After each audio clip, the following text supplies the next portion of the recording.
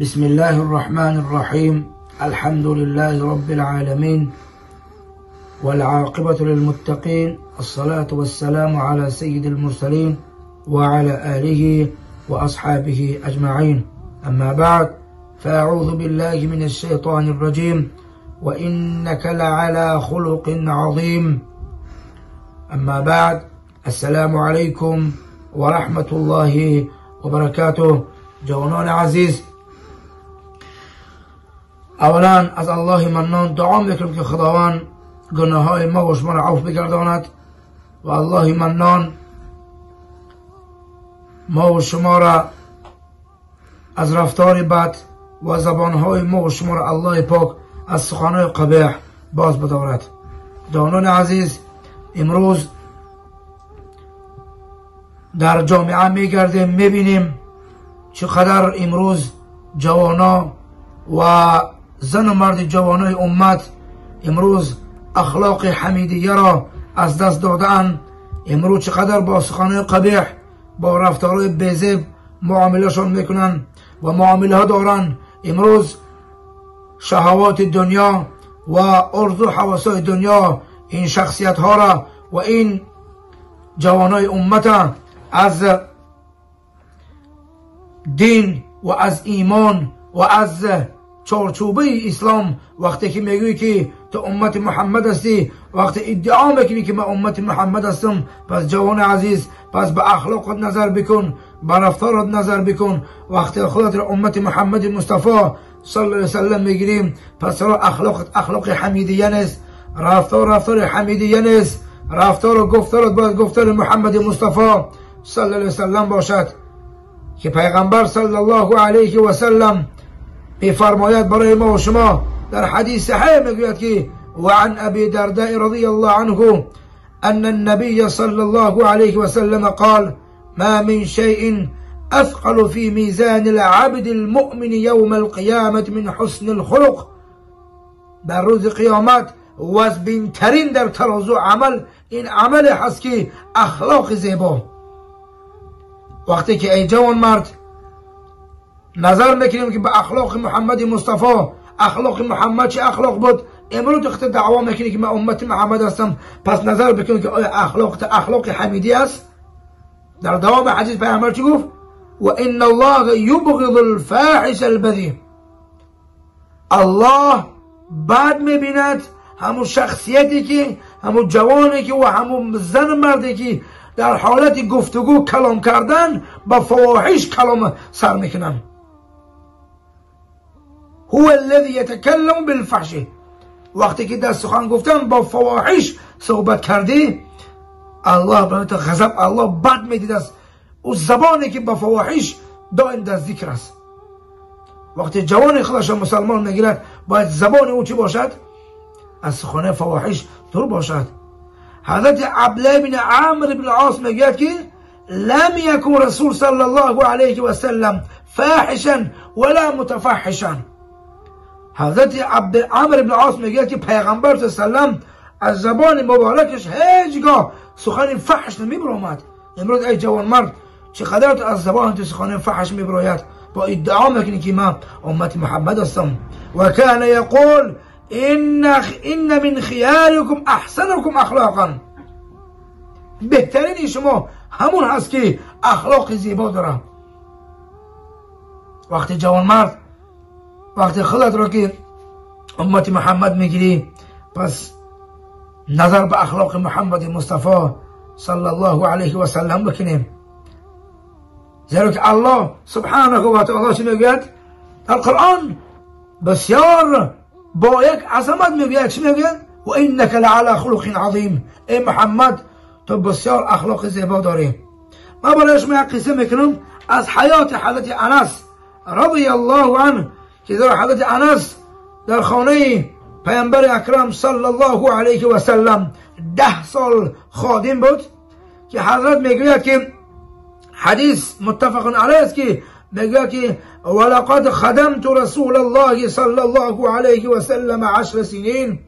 پس ای جوامر گوش بینداز که حضرت انس چی برای ما شما میگوید. آیا بس خودت را مقایسه کن که آیا اخلاقت با اخلاق پیغمبر یا که به اخلاق صحابه میبیند تغری میشود؟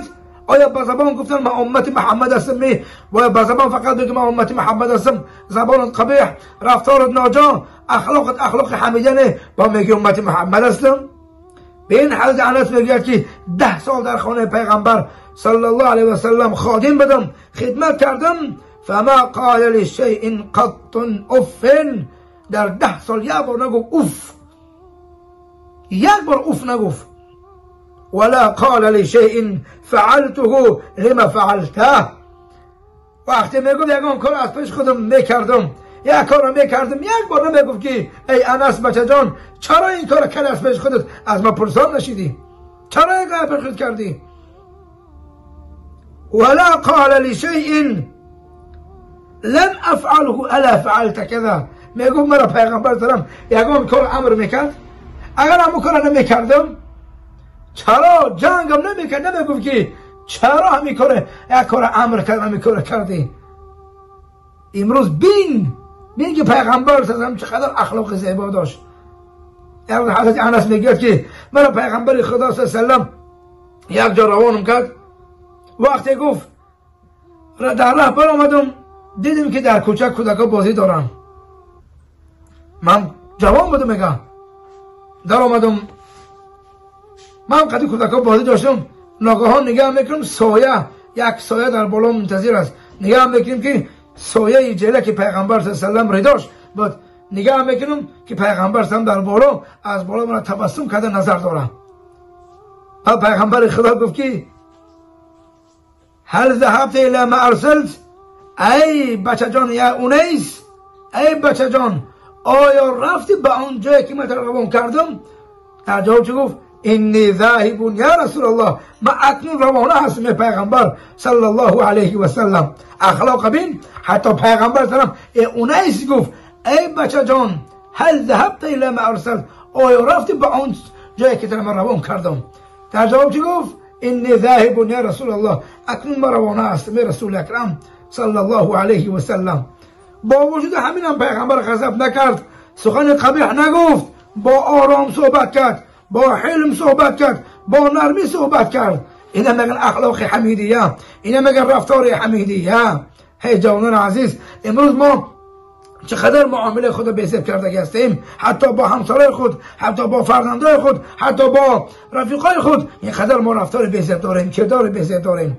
این بود مختصر درباره که اخلاق حمیدیه. امروز جوانا زن مرد امت امروز ادعا میکنن که امت محمد هستم، امروز در یک پرابلم که بغلطی در میگی ما امت محمد هستم دعوا میکنی. پس زبان خودت از سخن قبیح باز بدار، به هر حرف عادت کند دهانت، با وقتی مرز باید بر زبانت، اون زبانی که به استخوانت که با سخن قبیح که استوار کردی، با سخن قبیح که دائم از سحر تا بگه با سخن دشنامه قبیح، یا که با موسیقی اون زبان تا یعنی که آموخته کردی، قبل از مرتم با موسیقی و با سخن قبیح زبان همون در همون قول که آموخته است با همون رفتن میگیرن.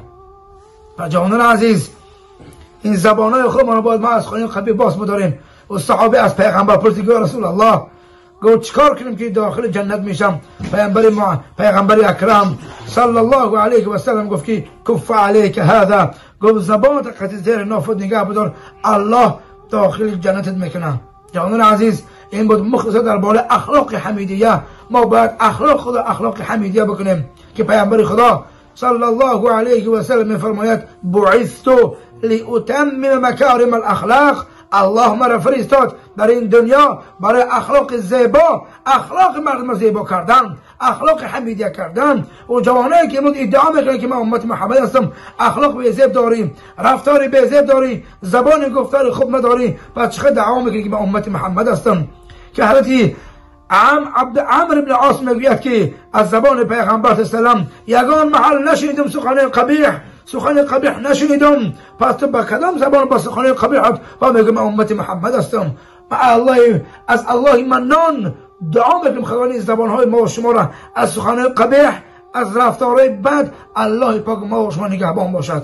خداوند ما و شما را از گناه کردن باز بدارم. و اون جوانایی که و اون آپا و خواهرایی که زبانهای قبیح دارن، رفتار بی‌ادب دارن، یا الله پاک اونها را توفیق بده، اونها را هدایت بکن، با راه راست اخلاقشون اخلاق حمیدیه بگردان، رفتارشون رفتار محمدی بگردان، ایمانهاشون مستحکم بگردان، با راه راست. الله همه ما و شما را، جمله امت محمد مصطفی را صلی الله علیه و سلم، الله پاک با راه اهدنا الصراط المستقیم هدایت بفرما. و آخر دعوانا ان الحمد لله رب العالمین. السلام علیکم و رحمت الله و برکاته.